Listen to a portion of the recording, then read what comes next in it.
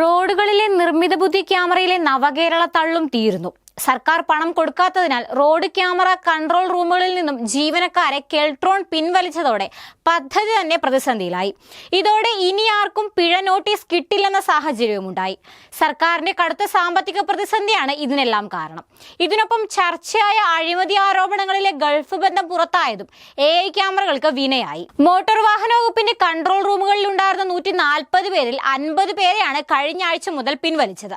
ക്യാമറയുടെ വിലയും പ്രവർത്തന ചെലവുമായി 3 മാസം കൂടുമ്പോൾ 11.7 കോടി രൂപ കെൽട്രോണിന് കൈമാറണമെന്ന വ്യവസ്ഥ പാലിക്കാത്തതാണ് ഇതിന് കാരണം. 6 മാസത്തെ പണമാണ് ലഭിക്കാനുള്ളത്. ഇതിനൊപ്പം ഇനി ചെല്ലാൻ അയക്കാനും കഴിയില്ല.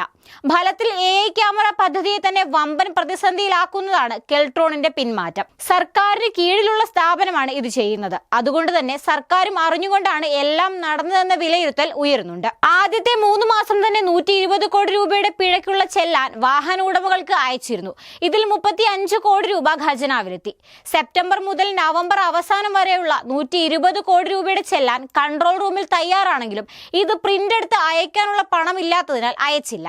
സംസ്ഥാനത്ത് സാമ്പത്തിക പ്രതിസന്ധി രൂക്ഷമാണ്. കടമെടുക്കാൻ കേന്ദ്ര നയം കാരണം കഴിയുന്നുമില്ല.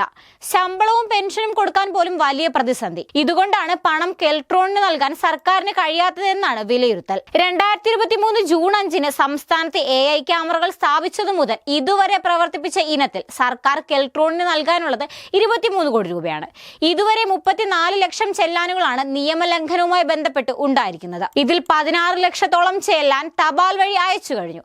പണം നൽകാത്തതിനാൽ ബാക്കിയുള്ളവ അയച്ചിട്ടുമില്ല. തങ്ങളുടെ കയ്യിൽ നിന്ന് പണമെടുത്ത് ചെല്ലാൻ അയക്കാൻ കഴിയില്ലെന്നാണ് കെൽട്രോണിന്റെ നിലപാട്. AI ക്യാമറ സ്ഥാപിച്ചതിൽ അഴിമതി ആരോപിച്ചുള്ള ഹർജി ഹൈക്കോടതിയുടെ പരിഗണനയിലാണ്. ഇതുമൂലം കെൽട്രോണുമായുള്ള സപ്ലിമെന്ററി കരാറിൽ ഏർപ്പെടാൻ സർക്കാരിന് കഴിയുന്നില്ല. ഹർജിയിൽ തീരുമാനമുണ്ടായ ശേഷം കരാർ ഒപ്പിടാമെന്നാണ് സർക്കാർ നിലപാട്. ഇതും കെൽട്രോണിന്റെ ബാക്കി പണം നൽകുന്നതിന് തിരിച്ചടിയായി. സംസ്ഥാനത്തെമ്പാടുമായി 726 ക്യാമറകളാണ് സ്ഥാപിച്ചത്. പദ്ധതി നടത്തിപ്പിന് ആദ്യ 3 മാസം കെൽട്രോണിന് നൽകേണ്ടത് 11.75 കോടി രൂപയായിരുന്നു. പദ്ധതിയിൽ അഴിമതി ആരോപിച്ച് ഹർജി സമർപ്പിച്ചതോടെ ഹൈക്കോടതി കരാറുകാർക്ക് പണം നൽകുന്നത് താൽക്കാലികമായി തടഞ്ഞിരുന്നു. എന്നാൽ കെൽട്രോണിന് 11.75 കോടി നൽകാൻ അനുവാദം നൽകി. ഇപ്പോൾ 6 മാസമായി 23 കോടി രൂപ കുടിശ്ശികയാണ്. ഈ പണം ലഭിക്കാതെ മുന്നോട്ട് പോകാനാവില്ലെന്ന അവസ്ഥയിലാണ് കെൽട്രോൺ. ഇതോടെ കൊട്ടി ആഘോഷിച്ച് സ്ഥാപിച്ച AI ക്യാമറകളുടെ പ്രവർത്തനം പാടെ സ്തംഭിക്കുന്ന സ്ഥിതിയാണ്. ഒരു ചെല്ലാൻ അയക്കാൻ 20 രൂപയാണ് ചെലവ്. ഈ കണക്ക് വെച്ച് ആദ്യമൊക്കെ ഒരു മാസം 33,000 ചെല്ലാനുകൾ അയച്ചിരുന്നു. നവംബർ വരെയുള്ള ഏതാണ്ടും അയച്ചു കഴിഞ്ഞു. എന്നാൽ പണം ലഭിക്കാതെ വന്നതോടെ ചെല്ലാൻ അയക്കുന്നതിലും വൻ കുറവ് വരുത്തി.